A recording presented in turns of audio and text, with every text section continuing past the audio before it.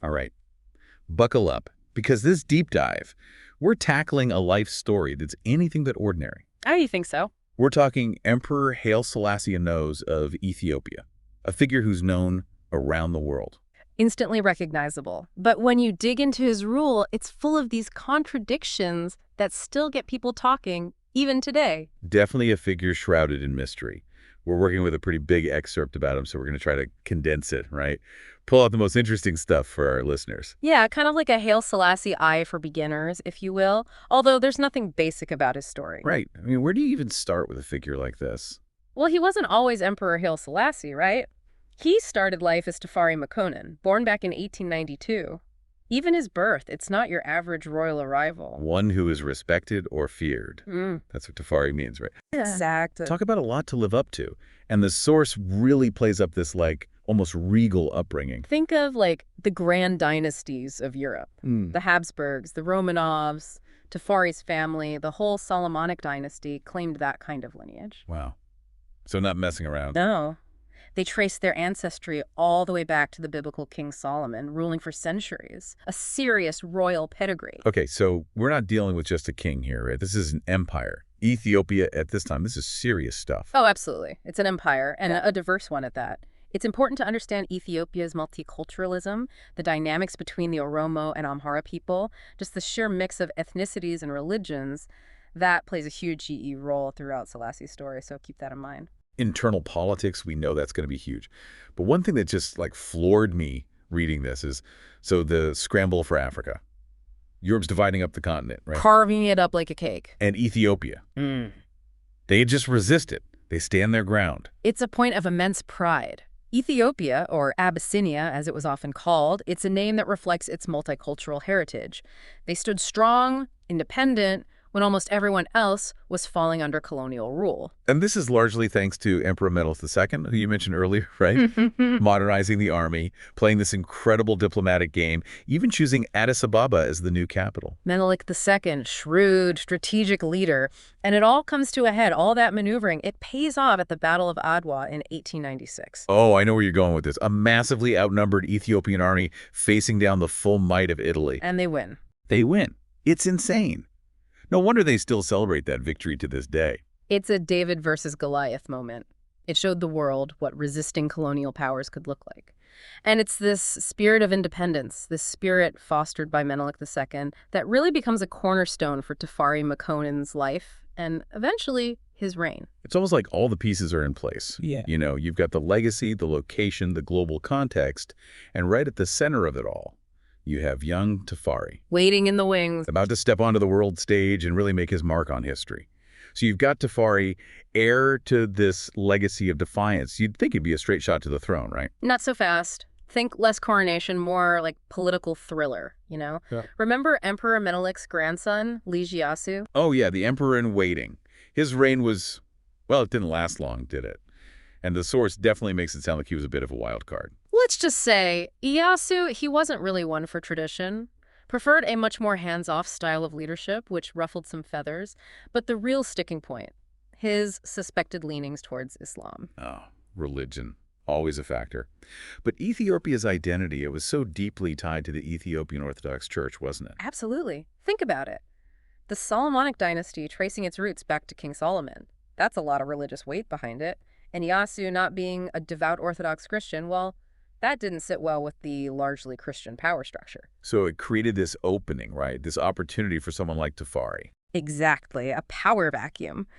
And Tafari, he's appointed regent to Empress Suditu, Iyasu's aunt. She's definitely more in line with the traditionalists, so you can imagine this sets the stage for some serious power struggles. Give us the highlights. What were some of Tafari's big reform ideas? So despite being technically second in command, he doesn't let that stop him. Tafari really pushes for modernization and fast. What kind of stuff are we talking? He overhauls the government, sets up ministries, even starts promoting officials based on merit, not just, who their family is. Wow. That's a big deal. Huge. He knows Ethiopia needs to adapt to survive in this rapidly changing world, so he's investing in the military, building schools, and get this, he even applies for Ethiopia to join the League of Nations. And no way. And they get in. They do. That's massive. Talk about putting Ethiopia on the map. Speaking of which, the source mentions this incredible trip Tafari took, a fact-finding mission around the world. Like, he wasn't just going to read about it in a book. Oh, no. Tafari, he wanted to see it all for himself. Europe, Asia, even the Americas. He met with world leaders, saw firsthand how different governments worked. It was all about learning and observing. And they traveled in style, too. Yeah. The source makes sure to point out how lavish the whole Abyssinian delegation was. Oh, absolutely. It was a calculated move. Like a power play. Totally. Tafari understood that image mattered. He wanted to project an air of strength and sophistication on the world stage, show off a bit of Ethiopia's unique cultural heritage. He was playing chess while everyone else was playing checkers. But while he's off seeing the world, back home in Ethiopia, the drama with Zuditu, that's not over, is it? Not by a long shot. Zuditu's husband, Guksowel, he was not a fan of Tafari's growing power. Uh-oh. Oh, yeah. Things were about to come to a head. So it's getting real. Tafari's out there modernizing, Guksowel's not having it. What happens next? Well, it wasn't just a war of words, right? This was a clash of visions for Ethiopia's future, playing out on the battlefield. The Battle of Antim, 1930. Tafari's forces are modern, they've got the latest tactics, even airplanes, and they're facing off against Guksowel, who represents this older way of doing things. I think I know who wins this one. Tafari's side, decisive victory. It's like a turning point, right? Like the old guard is out and modernization is here to stay. And as if to underline that point, just days after this victory, Empress Suditu dies. Whoa. Talk about timing. Right. Officially natural causes, but you can't help but wonder, If history had other plans. Exactly. So the path is clear. 1930, Tafari Makonnen becomes Emperor Haile Selassie I. Power of the Trinity. That's a name that carries some serious weight. Oh, it does. And it's going to play a huge E role later on. Remember how we talked about religion being a big deal in Ethiopia? Why, yeah. Well, this title, Power of the Trinity, it feeds right into the whole Rastafarian movement, but we'll get there. Okay, so no spoilers, but for now, Selassie's emperor. He's got this vision for a modern Ethiopia. Only problem is, there's this other guy in Europe with plans of his own. Mussolini and his fascist Italy. They had their eyes on Ethiopia, that last symbol of African independence. It was just too tempting a target. And the League of Nations, which, remember, Selassie worked so hard to join. They totally dropped the ball. It's a bad look. One of the darkest chapters, you had the Hor-Laval Pact, which eventually went nowhere, but still. It showed how the major powers were more interested in keeping Mussolini happy than actually, standing up for what was right. So despite Selassie's pleas for help, 1935, Italy invades the Second Italo-Ethiopian War, and it does not go well. Brutal, just horrific. The source really lays out the brutality of it all.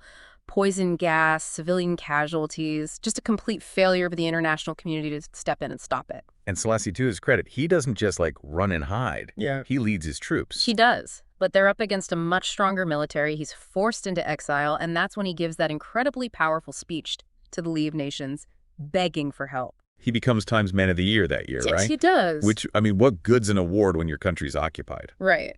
Recognition without action.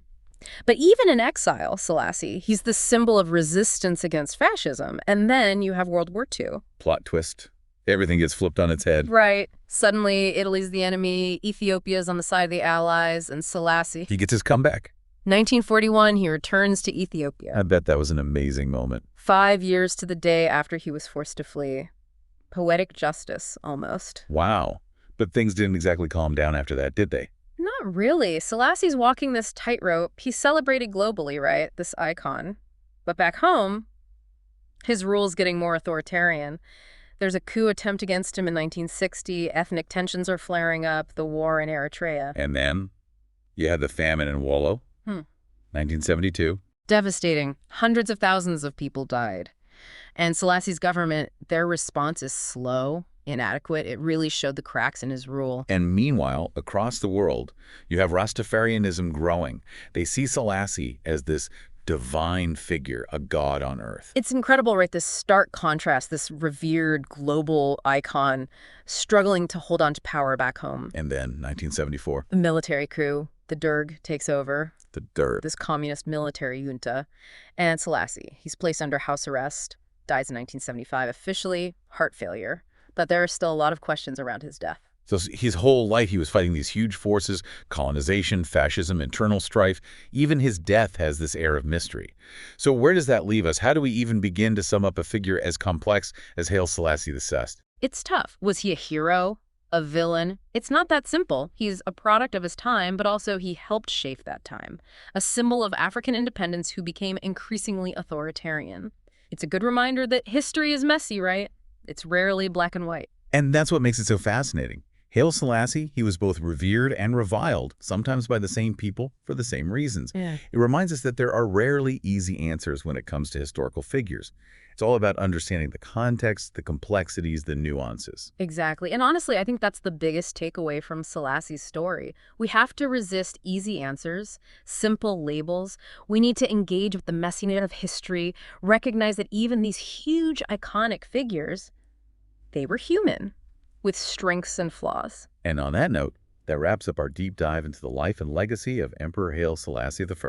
We hope you'll keep exploring this pivotal period in history. Absolutely. And for more on Ethiopia, its history, and the impact of Haile Selassie, be sure to check out the show notes for this episode. We've got links to everything we discussed, plus some bonus stuff we think you'll find really interesting. Until next time.